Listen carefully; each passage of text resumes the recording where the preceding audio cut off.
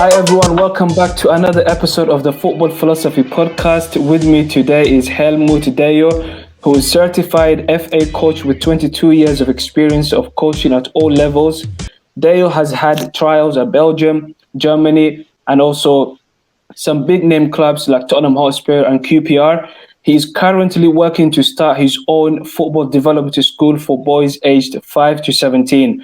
Dayo, it's an absolute pleasure to have you with us today, and thank you for taking the time to speak with us. Hi. Thank you for having me today. Yeah, absolutely. So what I wanted to understand is, obviously, we're going to get to the journey of where you are now and the school that you're looking to start, which I think is amazing work that you're trying to do here. I just wanted to understand the background of your story. How did you get into coaching to begin with? So take us way back to the start here. Way back to the start. Wow. It all started back home, back in the Congo. It first started with my dad. I remember, I think it was during the World Cup '96. My dad just called me in the living room. He made me watch the game, and then I fell in love with it. And then from there, I started playing for my local team, moving up. And then I started noticing that people was actually coming after me because my mom used to come and say, "Oh, did this guy you came? He was asking for you, etc." So okay, fair enough. I was only 8 years old, 9 years old. So then we had to move to the UK because obviously we had civil war back in the Congo then. So we arrived in the UK. Yeah. So I was gutted because I wanted to stay with my uncle, but then my mom was like, "No, we need to move." So I came to the UK, but funny enough, while we were in the Congo, I was following Arsenal because I'm a massive Arsenal fan. So big up to all the Arsenal fans out there. So I was Jan Wright was in the team back then. So when we arrived in the UK, we end up in North London, so in Haringey. So it was not far from the High Bridge. So back then there's no GPS. I took a map, look where the stadium were. I went there. I even went asked for trials and etc. I was so desperate. I just wanted to because I left the Congo. I was gutted, and I took it as well as an opportunity to try to play for a big team. Just like all African boys. You see the Senegalese, you see the Cameroonian. They all dream of playing for the big team in the world. So okay, so that's my story. So growing up, I ended up playing semi-professional, Dagenham and Redbridge, Hayes and Yeding. Yes. And then I end up going to Protect Academy. Back then, they was very successful, and we had a player called Dayo Samoa. So if he's listening, so big up to him. So him and Steve Morrison end up become professional. So, and then from there, I went to the academy, went to trial of Queens Park Rangers. I remember I played with Ashley Young when he was at Watford, and then from there, it didn't work out. I got released for some obvious reason, and then I was 17 or 18. So what happened? My fiance got pregnant, so I had to decide between the football and my family. But then I chose the football still. So I was traveling around, left obviously because of. No, I was still 17, so I traveled around. I went to Germany, I went to Belgium, in Liège. I don't know if you know Stade Liège. Yeah, I went there for season. Yeah, so I went there for season. So and you learn a lot. So and then they wanted me to come back, but then the level wasn't that for me. It was in the second division. So I ended up going to Germany for an agent that I met in Belgium. And he was the agent of Nasser Chadli, who used to play for Tottenham Hotspur. Yes. Yeah. So if I still have the contract because we signed a pre-contract with him. So he was expecting to take me to club. So for 2 years I was under him. He didn't really do much, but then I ended up in Germany, Dynamo Dresden. So I went to Dynamo Dresden, went there, didn't work out.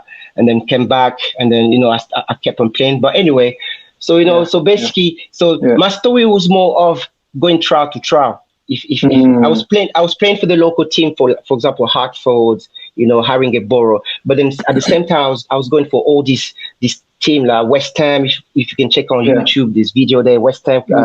If I got my friend Usain who came with me at Leicester City, the trial there. So and then from there.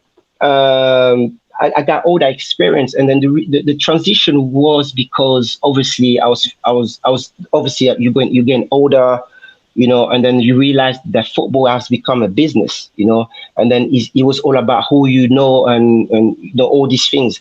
When I was younger, 14, if I knew, then obviously, and if I have the right people around me, then it could be a different story. But then when you're alone, you do everything on your own. It was very difficult. But anyway, so what Absolutely. happened is, yeah, so I had the daughter and then I had the son, and then my wife was always telling me, because I was very gutted, disappointed about not making it, because I believe I could have made it, because I remember playing the FA Youth Cup against Southend and nearly scoring. It was a big experience. Mm, I remember. mm. I remember. I think Alex, what's his name? Ferguson was in the ground. Oh, okay, Alex Ferguson. Yeah, Yeah. yeah. You know what I mean? Yeah.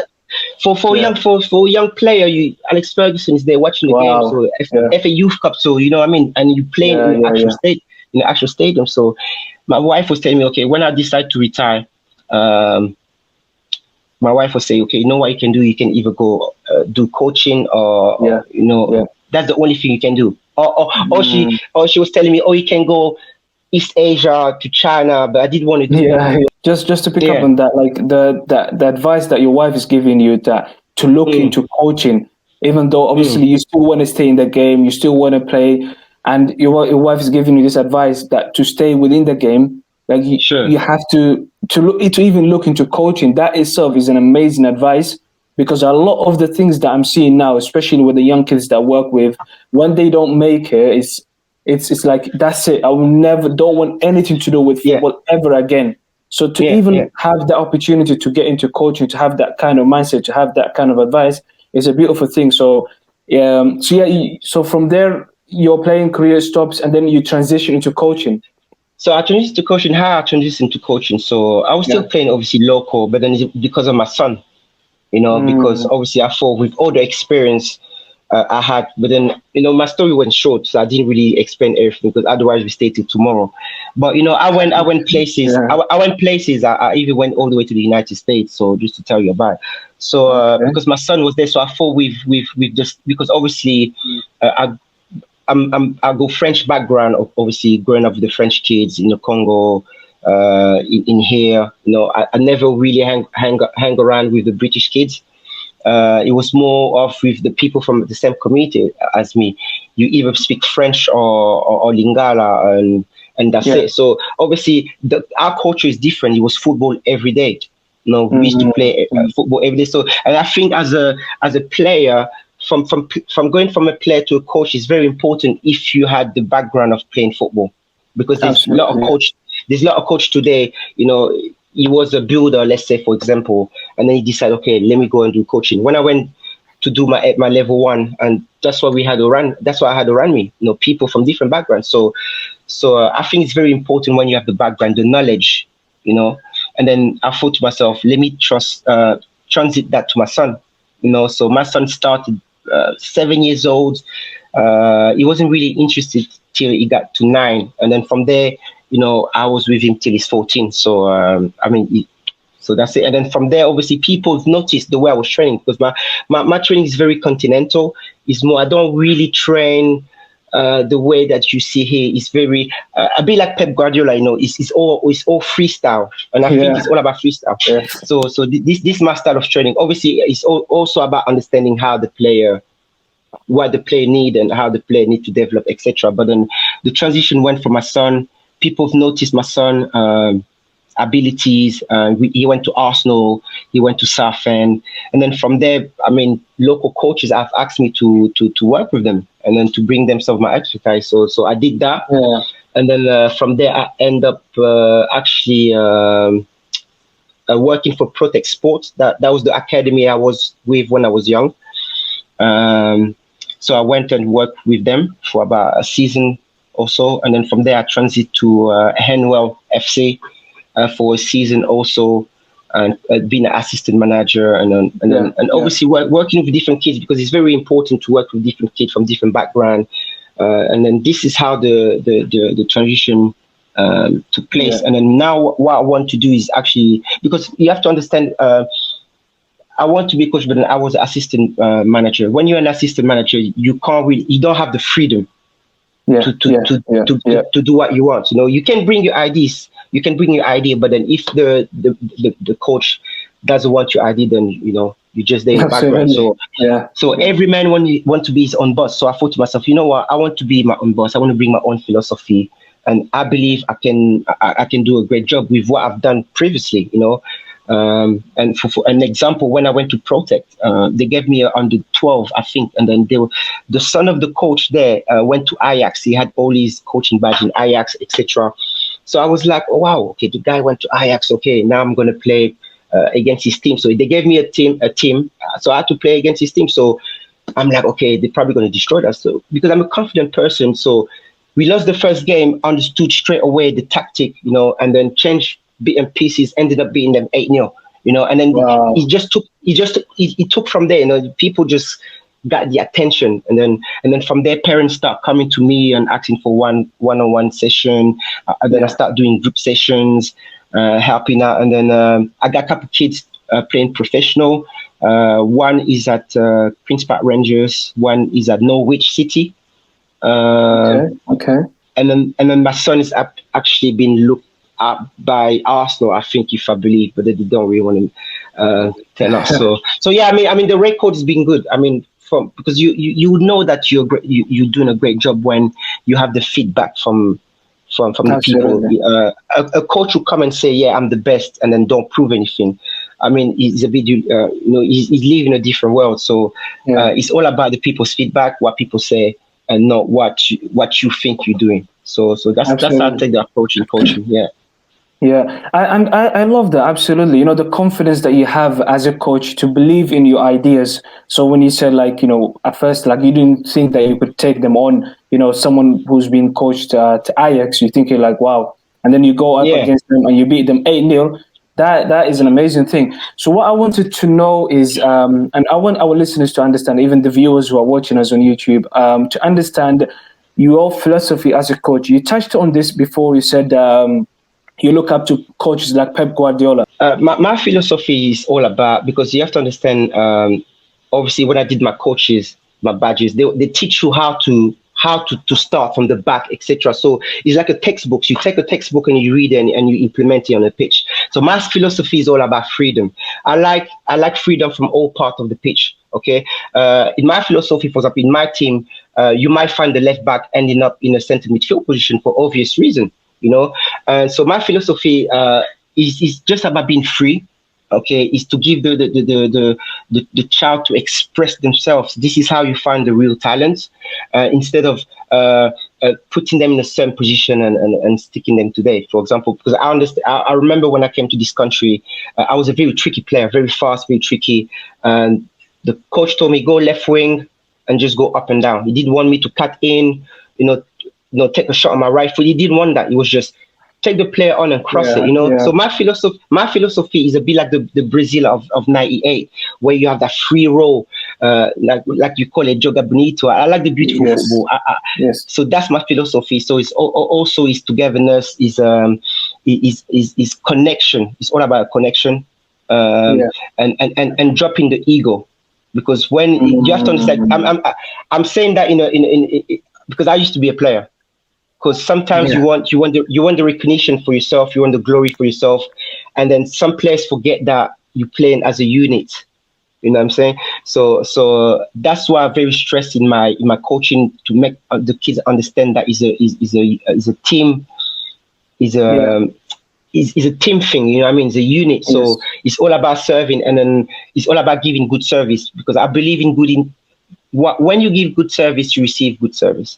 And then, and Mm, then, but then there's a lot of point I can mention, but then because football is just not is I mean, it's very complex. It's like playing chess. It's a game of chess. Like they say, it's 70%,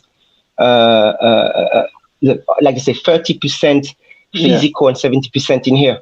mentally, yeah, So yeah, yeah, yeah. mentally. So my philosophy is to try to get the child to understand the tactical side of the game first, then to Is just that put them. from when you say to understand the tactical side, are you expressing this to them? Are you telling them from like the age of 11 or even under that, or do you wait until they're Uh, like 13, no, 14?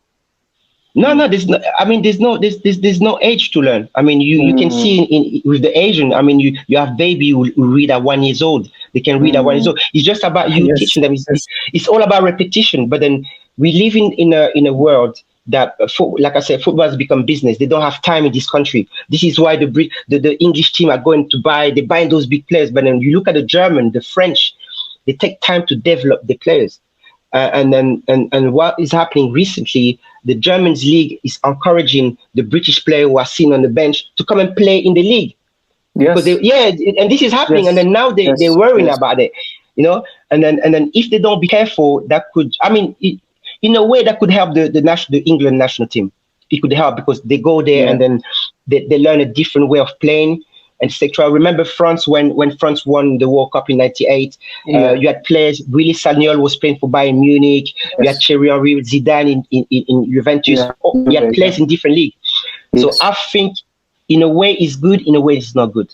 I Mm, think mm, I think club, and this is what I want to do. This is why I want to open my school, because I'm a patient person. Because if I take a child from and if I have the right coach around me, I take a child from the age of 5, and then we focus. Obviously, is the technical ability. Your passing, your touch, your skill. Because I believe that a player should be able to play with both feet. Okay, a great example is Luis Figo. When that guy had the ball, you absolutely. don't know where he's going. Yes. You don't know if he's going left or right. So Mm. so so that's what we teach. We want to make the player comfortable playing left foot, right foot. Okay, and then How do you do that? How do you focus on a player? Let's say his challenge is, or he struggles to play with his left foot. How do you focus that? Because at the moment you do a one-on-one session, yeah. coaching sessions. How do you focus on that? Like, how do you focus only on like what they're doing or what they're struggling with, or do you just continue and do it as it goes?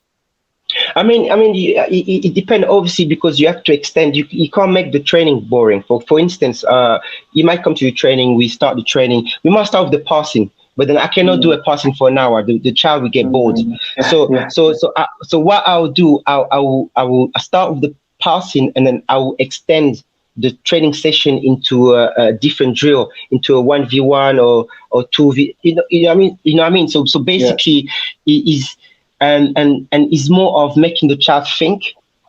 So, for example, he might run to a red cone, but then when he get to the red cone, he only have to pass it with his left. If he passes with his left, because child, you have to use the because I've got kids myself. I've got Yeah, 5 kids. yeah, I have a yeah, 9-month old. So it's all about that's observing. amazing. Yeah, So it's just putting them out there and see how they react to it. If it doesn't work, then you change the process. But then in general, it always works. Okay, so absolutely. Yeah, for instance, all the children that I had, just like you have in Europe, you go to the PSG, you go to the Lyon, you have the child there. They're spending 15 minutes doing passes. Okay, obviously they train every day. Okay, now mm, if your child doesn't have the ability to train every day, you can do it at home.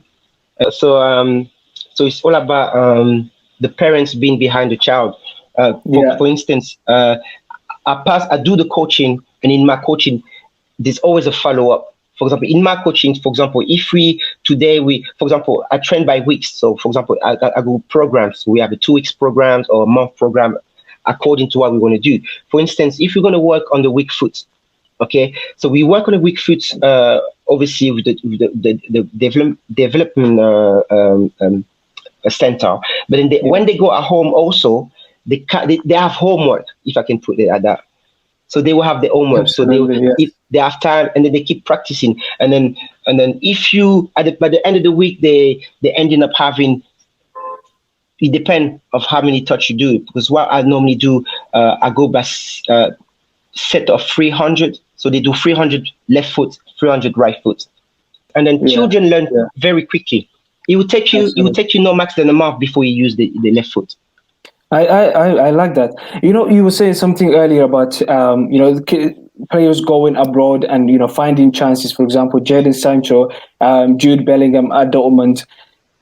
How important is to have that experience, especially for coaches like grassroots levels, not just the kids, young kids. A young coach, aspiring coach who wants to become a coach at in this country at a top level. how important is it to go and travel other countries, see other systems, how they're doing things, and actually realize the privilege that we have in this country?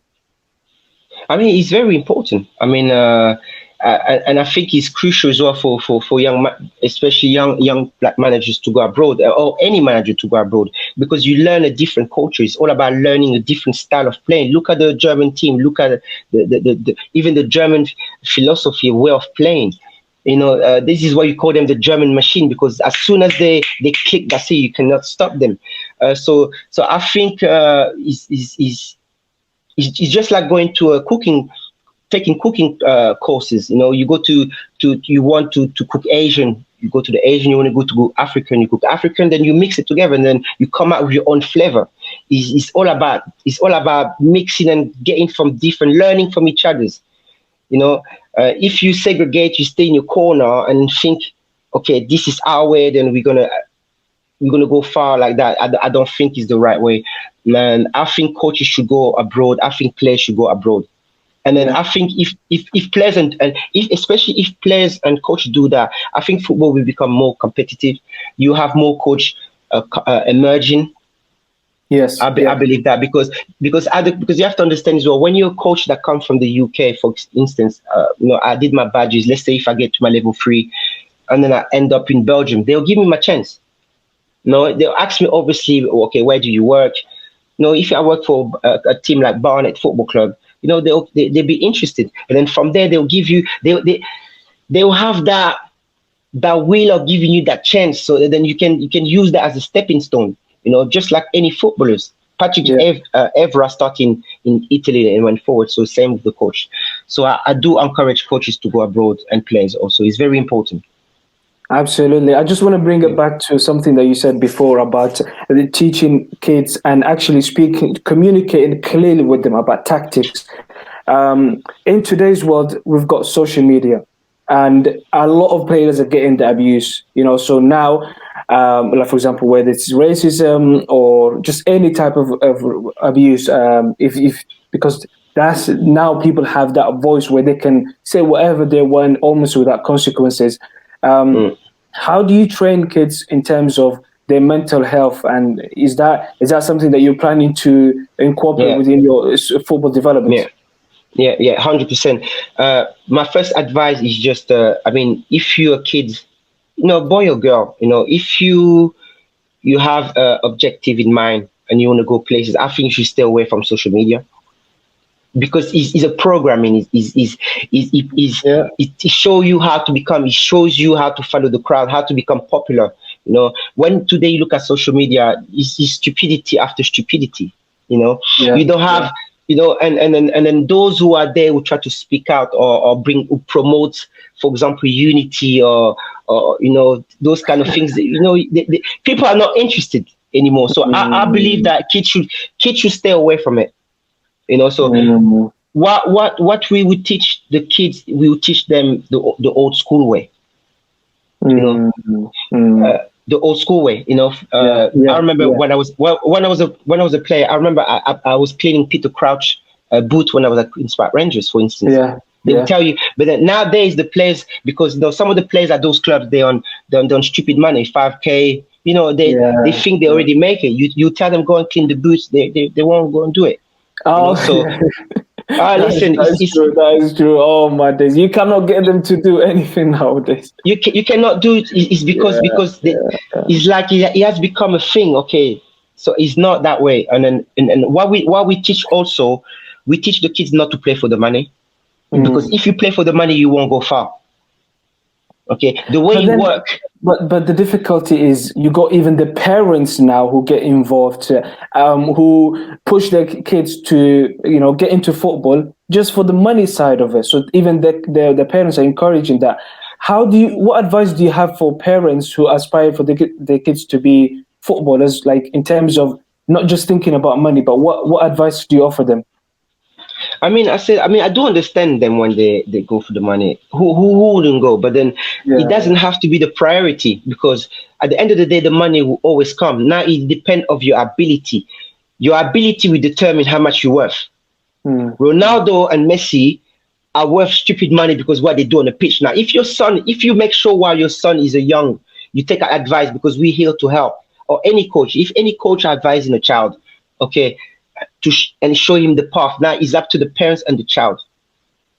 Okay, and then the thing is to make the child understand that yes, the money will come after.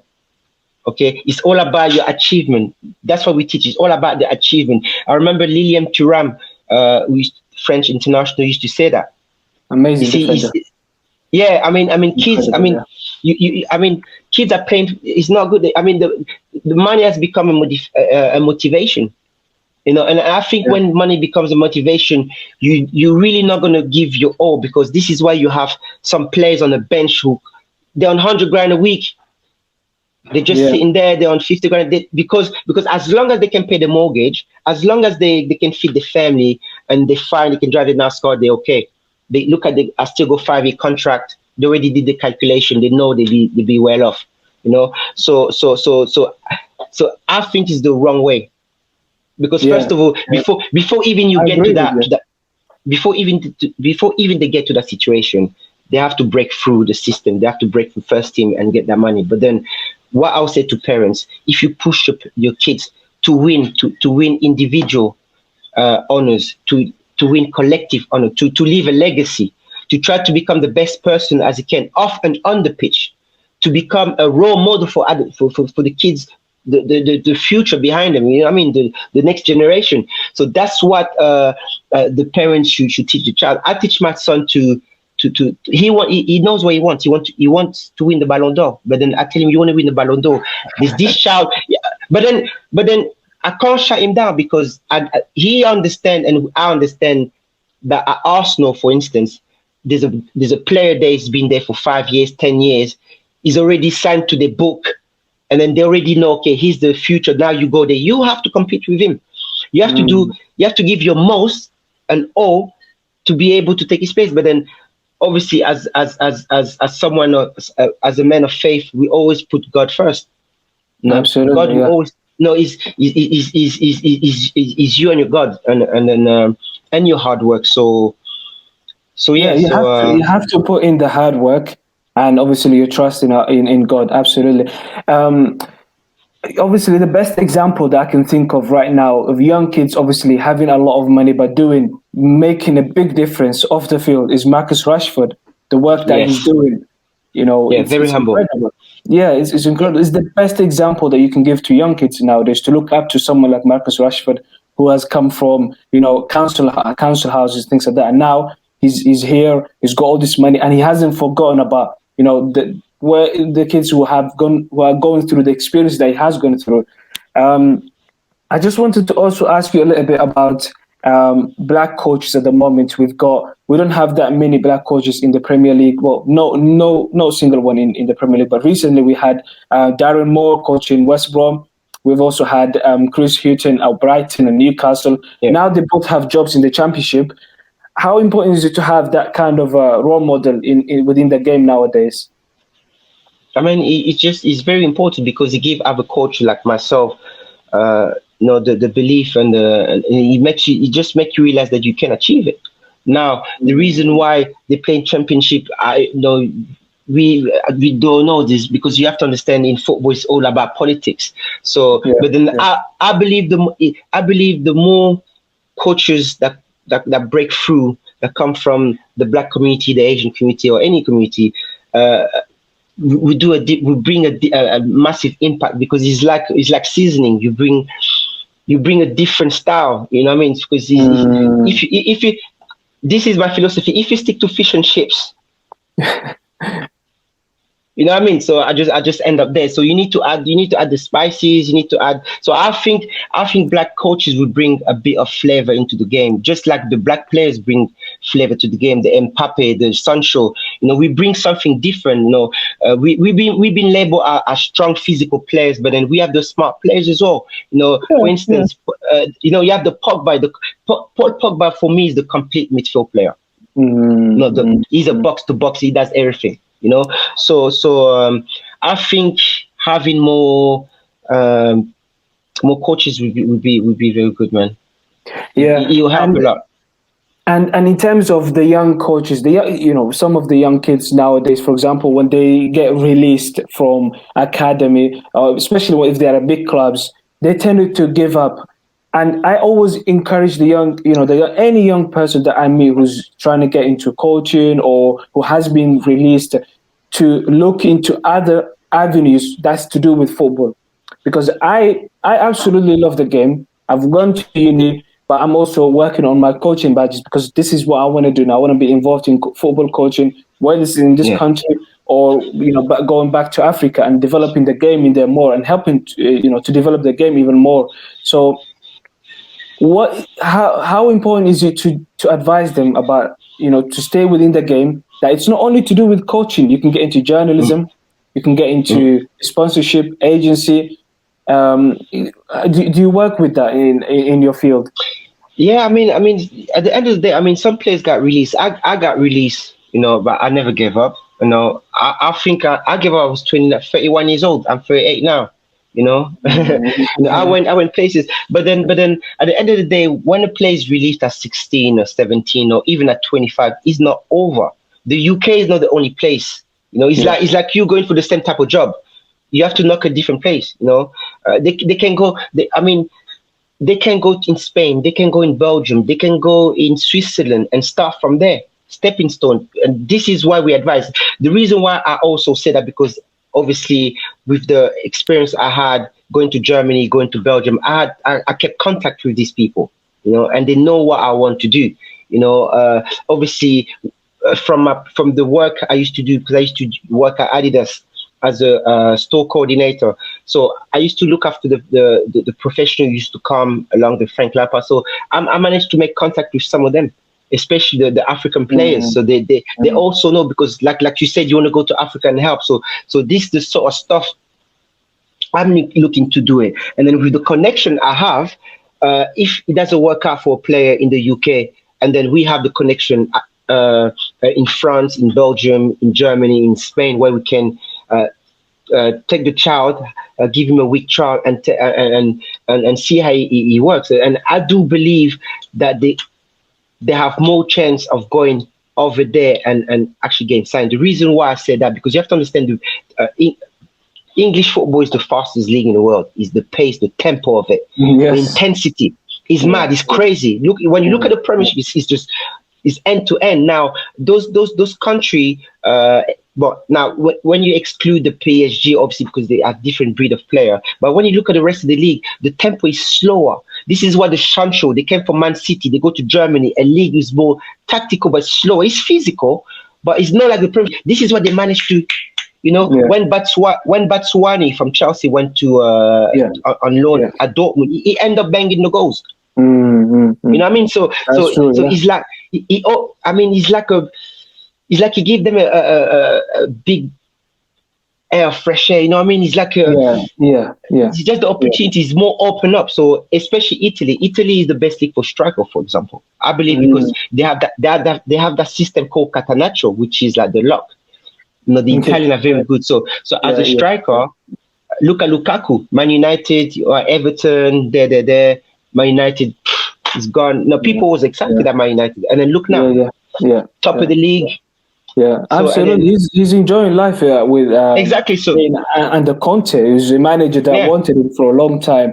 Now, what are your aspirations as a coach now in terms of what you've got, coming up? So while I've got my experience, so right now, obviously, I'm setting up my development school, but then also I'm going to carry on with my coaching badge, because I want to go all the way to the top. I want to have my pro license, because at the end of the day, it's all about education. You have to understand, we live in a world where if you don't have the education, you cannot go far. Education is power, It's a powerful tool to educate yourself, because then you can compete with those out there. If you don't have it, then it's like a handicap. So what I'm doing, I'm taking my other coaches, my other badges, sorry, and then after that, I'll probably apply to work for Arsenal or something like that, because I've got connections also. I'll ask. I don't know, because my obviously you have to keep your dream alive, and I always said I always said to people, don't grow up is a trick. We all have that kid in us, all of us. We all have that kid, in our own moment. We all have that kid. So I Yeah, still have that kid in me. I still dreaming of become, and everything is possible. Everything is possible to those who believe. It's simple as yeah, that. You yeah. create your own reality. Mm, So mm, mm, for me, as a upcoming coach, uh, I understand I have to give my best. I understand mm. I have to spend time analyzing the game, because I'm still learning. In football, there's always room to learn. You never stop learning. Always. I'm still a baby, but then with what I had, I believe that it has helped me a lot. It has helped me a lot. This is why I'm creating this, and see how it goes with the help of God. That's it. Absolutely. I love the work that you're doing. Obviously, you're working closely with your son as well. So, hopefully that's going to go well. And for the school, like I said, I'm more than happy to contribute, into the development of this school Sure, and this sure, sure, part sure, of sure. it. And, I mean, anybody who's watching this and is interested in getting involved, I'm going to put down in the comments Dayo's details. You can get in touch with me or with him and we can set something up. Yeah. yeah, no problem. And also, what I want to see, because at the end of the day, parents or whoever are listening, what we're trying to do, we're trying to help. We're trying to build a community, also, and whoever want to get involved, build a community, and then make something out of ourselves, make something, help the kids make something out of themselves. You know what I mean? So Yes. obviously we're very strict, and that's what parents need to understand, because discipline is very important. Okay, and then we don't guarantee, but then we know that parents will see change in the way the children behave, because we understand that if the work is not done at home, it cannot be done on a pitch. So Absolutely. we are encouraged, for example, the children at home to help out with the dishes, they help out their room, clean up. The reason why we say that, for example, if we take the child to Germany, and then the club, for example, Dortmund, decide, okay, we're going to keep the child, we're going to put them in a family, they're going to look after the child. He's going to be on his own. If he doesn't know how to be clean, does it make sense now? So we Yeah. teach all these Yeah. things. Yeah. So Yeah. so I it's love that. also Yeah. yeah. Yeah, Yeah. so if you want to get involved, and anybody want to get involved, they're free to come. The energy in here with what we want to do is positive. We don't judge. We accept everybody, and Yes. we help each other. We're here to help each other, because at the end Yeah. of the day, we have to understand that unity is power. Absolutely. Unity is power. I love that. Now, That's it. before we finish, Dayo, I've got quick Mm. fire questions that I ask all the coaches. So just quickly, Pep or Jose? I know the answer to Difficult this question. already. Oh yeah, yeah. Jose. Really? Okay. Yeah. Uh, win 1-0 or win 4-3?